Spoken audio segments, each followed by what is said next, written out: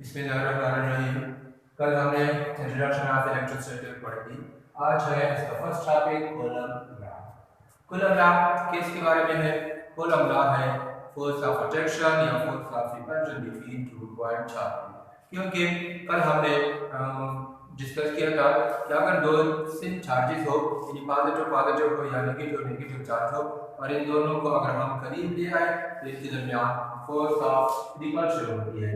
अगर इस तरह टू ऑपोजिट चार्जेस को हम करीब ले आए तो फिर इन दोनों के दरमियान फोर्स ऑफ अट्रैक्शन होती है।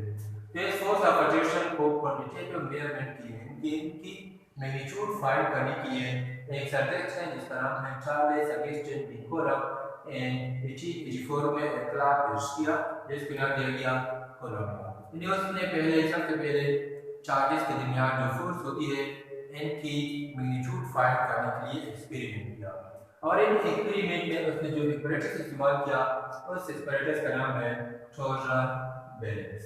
अब इसकी स्टेटमेंट क्या है? इस तरह की कूलम्ब लॉ की स्टेटमेंट क्या है?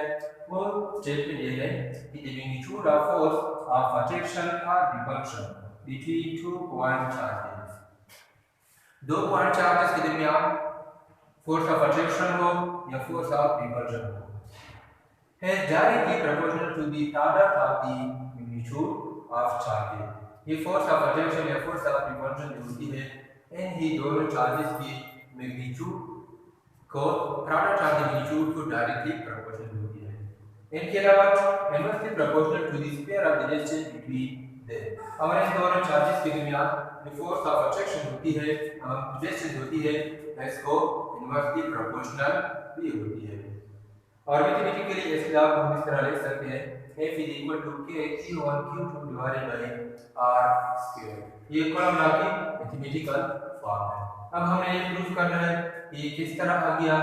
इसके लिए हम सपोजिशन करते हैं कि हमारे पास सपोज दो चार्जेस हैं, Q1 पॉजिटिव है और दूसरा Q2 नेगेटिव चार्ज है, और इन दोनों के दरमियान जो डिस्टेंस है वो R के बराबर है।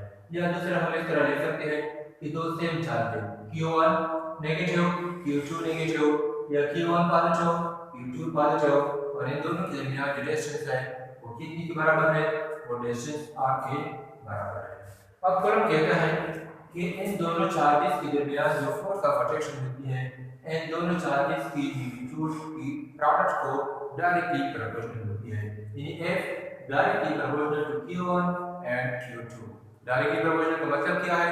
इसका मतलब ये है कि इन दोनों चार्जेस की किसी एक मैग्नीट्यूड या दोनों चार्जेस की मैग्नीट्यूड को हम इंक्रीज करना चाहते हैं, तो इनकी मैग्नीट्यूड की इंक्रीज होने से इन दोनों चार्जेस के दरमियान जो फोर्स होती है कूलम्ब फोर्स भी हम कह सकते हैं, वो कूलम्ब फोर्स भी इंक्रीज होती है। या अगर इन दोनों के दरमियान चार्ज की मैग्नीट्यूड हम कम करते हैं, डिक्रीज करते हैं, तो इनकी चार्जेस की डिक्रीज होने से कूलम्ब फोर्स जो है वो भी डिक्रीज होती है। इनके अलावा कूलम्ब ये भी कहता है कि दोनों फोर्सेस के चार्जेस के दरमियान जो डिस्टेंस होती है यही फोर्स इसकी इनवर्स स्क्वायर को स्क्वायर ऑफ द डिस्टेंस को इनवर्सली प्रोपोर्शनल होती है, यानी r को इनवर्सली प्रोपोर्शनल होती है लेकिन वो भी स्क्वायर ऑफ द डिस्टेंस, यानी जितनी इन दोनों चार्जेस के दरमियान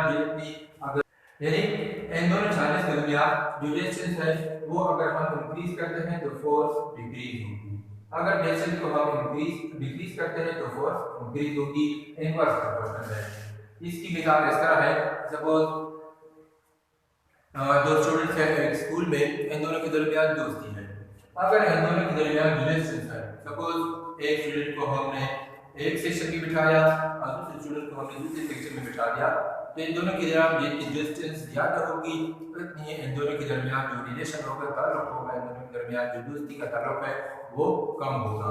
अगर दोनों स्टूडेंट हम एक क्लास में बिठा दें यानी डिस्टेंस कम हो जाए, जितनी डिस्टेंस कम होगी इतनी इन दोनों के दरमियान जो रिलेशन होगा, दोस्ती फोर्स होगा वो ज़्यादा होगा। इसी तरह चार्जेस हैं, जितनी चार्जेस के दरमियान डिस्टेंस ज़्यादा होगी फोर्स कम होगा, डिस्टेंस कम होगी तो फोर्स ज़्यादा होगा। इन दोनों रिलेशन अगर हम एक साथ देखें F directly proportional to Q1 Q2 divided by R square. Probability खत्म करने के लिए मेरे का रोल ये है कि अगर हम प्रोबेबिलिटी को खत्म करते हैं या प्रोबेबिलिटी चेंज करते हैं तो इसके लिए कांस्टेंट लगाना होगा। यहाँ पर कांस्टेंट क्या है? K। F is equal to K Q1 Q2 divided by R square. अब के क्या है, के कांस्टेंट ऑफ प्रोपोर्शनलिटी है और इसको हम कॉलम कांस्टेंट भी कहते हैं। के क्योंकि कांस्टेंट है एक खास वैल्यू होगी और इसकी वैल्यू जो है वो डिपेंड करती है मीडियम पर, यानी चार्जेस के दरमियान जो मीडियम है इस पर डिपेंड करती है। अगर हम मीडियम को डिस्टेंस मीडियम इस्तेमाल करते हैं, यूज करते हैं, तो इसके लिए के की वैल्यू जो है वो भी डिफरेंट होगी। इसी तरह यही के जो है ये डिपेंड करती है सिस्टम ऑफ यूनिट पर, यानी न्यूटन, कूलम और डिस्टेंस की जो यूनिट होते हैं इस पर भी डिपेंड करती है। किस तरह, suppose for free space V cube के लिए के की वैल्यू है 1/4 पाई एप्सिलॉन नॉट या मैथमेटिकल वैल्यू है जिसकी 9 मल्टीप्लाई बाय 10 और 9 न्यूटन मीटर स्क्वायर पर कूलम स्क्वायर। यह ऊपर मैंने बता दिया कि सिस्टम ऑफ यूनिट पर भी डिपेंड करता है। यदि अगर हम सीधे सिस्टम में न्यूटन की बजाय डायन यूज कर दें जो कि फोर्स की यूनिट है, मीटर की बजाय हम सेंटीमीटर यूज कर दें, तो फिर इसकी ये वैल्यू जो है 9 मल्टीप्लाई बाय 10 और 9 ये डिफरेंट होगी। इसलिए ये मीडियम पर भी डिपेंड करता है और इस यूनिट पर सिस्टम ऑफ यूनिट पर भी डिपेंड करती है। अब एप्सिलॉन क्या है, एप्सिलॉन नॉट जो कहते हैं परमिटिविटी ऑफ फ्री स्पेस और इसकी खास वैल्यू है 8.5 मल्टीप्लाई बाय 10 और -12 कूलम स्क्वायर पर न्यूटन मीटर स्क्वायर।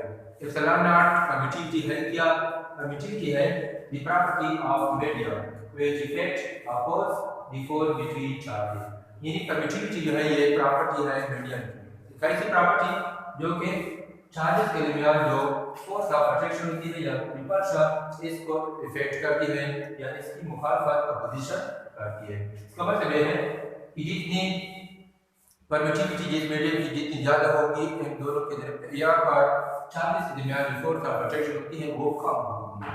जितनी परमिटिविटी कम होगी उतनी ही फोर्सेस ज्यादा होगी। हालांकि बाद लोग कह रहे हैं कि ये प्रॉपर्टी है मीडियम की, कैसी प्रॉपर्टी जो कि फोर्स को इलाफ करती है। हालांकि जितनी परमिटिविटी ज्यादा होगी फोर्स कम होगा, जितनी परमिटिविटी कम होगी फोर्स ज्यादा होगा। इसी वजह से ये प्रॉपर्टी है मीडियम की जो कि फोर्स ऑफ अट्रैक्शन या force of repulsion between charges वो इसकी अपोजिशन करती है, मुखालिफत करती है। अब चूंकि फोर्स जो है ये एक वेक्टर क्वांटिटी है, इस फॉर्मूले कहते हैं कूलम लॉ कहते हैं, तो इसकी मैग्नीट्यूड हम फाइंड कर सकते हैं। लेकिन इसकी डायरेक्शन किस तरफ होगी, इसकी डायरेक्शन होगी along the line joining the two charges। जिस लाइन पर ये दो चार्जेस एक दूसरे को जॉइन करते हैं इस लाइन की along होगी। यानी यहाँ पर अगर सपोज अपोजिट चार्जेस हैं तो Q2 जो है ये इसको अपनी तरफ अट्रैक्ट करती है और Q1 अपनी तरफ अट्रैक्ट करती है। अगर सेम चार्जेस है तो Q1 जो है इसको रिपेल करेगी और Q2 जो है इसको रिपेल इस तरफ करेगी। इन जिस लाइन से ये दोनों जॉइन हो रहे हैं इस लाइन के along होगी इसकी फोर्स की डायरेक्शन। परमिटिविटी की जरूरत में हम कॉलम लॉ को लिख सकते हैं, इक्वेशन प्रूफ के इस तरह लिख सकते हैं। अगर k की वैल्यू हम देखें 1/4 pi epsilon not q1 q2 divided by r square, ये है कॉलम लॉ की मैथमेटिकल फॉर्म। अब अगर हम डायमेंशन ऑफ k फाइंड करना चाहते हैं, k की यूनिट है न्यूटन मीटर स्क्वायर पर कूलम स्क्वायर, मीटर है वॉल्यूम है बराबर है किलोग्राम मीटर पर second square multiply by metre and coulomb square कल भी मैंने बताया था, कल कूलम स्क्वायर बराबर है ampere second whole square. Coulomb metre into metre cube हो जाएगी, एम्पीयर ऊपर एम्पीयर पर सेकंड ऊपर भी सेकंड स्क्वायर है और ये भी सेकंड स्क्वायर ऊपर आ जाएगा सेकंड पावर 4। किलोग्राम के लिए हम लेते हैं कैपिटल एन, मीटर के लिए लेन एल, एम्पीयर के लिए ए और सेकंड के लिए टी। तो ये है डायमेंशन ऑफ k यानी n l cube a power -1 t power -4। इस तरह अगर हम परमिटिविटी की यूज करना चाहते हैं तो ये उल्टा हो जाएगी, n power -1 l power -3 a power 1 और t पावर 4 हो जाएगी। इंशाल्लाह कल अगर जिंदगी रही तो कल हम इसकी वेक्टर फॉर्म लिखेंगे कॉलम लॉ की और इनके अलावा मीडियम पर किस तरह इफेक्ट होती है मीडियम की इफेक्ट भी हम देखेंगे और इनके अलावा परमिटिविटी की डायमेंशन भी देखेंगे। उम्मीद है आप लोगों को इसकी समझ